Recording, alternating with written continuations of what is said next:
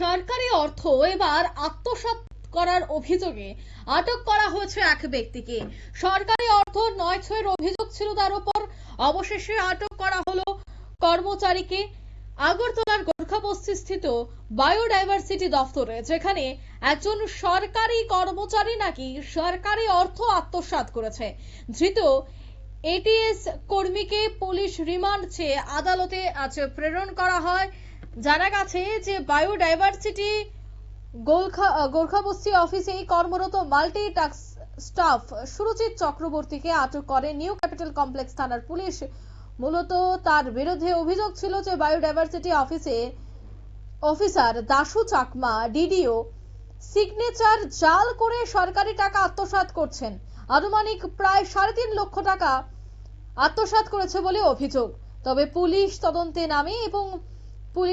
তদন্তে নেমে জানাচ্ছে যে টাকার পরিমাণ আনুমানিক 20 থেকে 25 লক্ষ টাকাও হতে পারে। এ বিষয়ে কি বলছেন থানার ওসি, শোনাবো। স্যার কি হয়েছিল বায়োডাইভার্সিটি ডিপার্টমেন্টের ডিটিও দাশু চাকমা উনি আমাদের থানা থেকে এফআইআর করেন আজকে যে ওনার অফিসে একজন স্টাফ এমটিএস মাল্টিটাস্ক স্টাফ তাকে চেক দিয়ে ব্যাংকে পাঠানো হয়েছিল বিভিন্ন সময়ে চেকগুলি জমা দেওয়ার জন্য, কিন্তু সে দেখা গেছে চেকগুলি ফোর্স করে টাকা অ্যামাউন্টগুলো নিজের নামে এবং অন্য নামে ঢুকিয়ে দিয়েছে। তো সেই বিষয়ে একটা এফআইআর রেজিস্টার হয়েছে। আপাতত 3,16,000 টাকা মানে হেরফের করেছে এবং পাওয়া গেছে। এটা অ্যামাউন্ট আরও বাড়তে পারে, তদন্তে আস্তে আস্তে বোঝা যাবে। কয়টা চেক, কত লক্ষ টাকা? তিনটে চেক টোটাল। কত লক্ষ টাকা? একটা 1,46,000, একটা 1,14,000, একটা 56,000। মানে সে কি একই করেছে না তার সাথে অন্য কেউ জড়িত আছে? এখন অব্দি তো একজনই পাওয়া গেছে, আমরা ইনভেস্টিগেশন করে দেখছি আর যুক্ত আছে কিনা। কোন ব্যাংকে চেকগুলো জমা দিয়েছিল? গ্রামীণ ব্যাংক গোর্খাবস্তি ব্রাঞ্চে।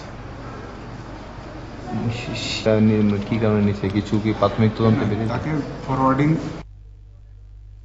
আপনারা শুনলেন যে এখনো পর্যন্ত কিন্তু তার বিরুদ্ধে 20 থেকে 21 লক্ষ টাকা আত্মসাতের করার অভিযোগ রয়েছে এবং গুরুতর অভিযোগ যে রেডিওর সিগনেচার জাল করে এই ব্যক্তি টাকা আত্মসাৎ করছিল। যদিও পুলিশের রিমান্ড চাওয়া হয়েছে, এবার পুলিশের রিমান্ড যদি দেওয়া হয় তবে পুলিশের রিমান্ডে জিজ্ঞাসাবাদে এবং চাপেই বেরিয়ে আসতে পারে আসল কারণ। এই মুহূর্তের সংবাদ এ পর্যন্ত। আমাদের পরবর্তী নিউজ আপডেট দেখার জন্য অবশ্যই চোখ রাখবেন শুধুমাত্র নিউজ ভ্যানগার্ডের পর্দায়। ধন্যবাদ।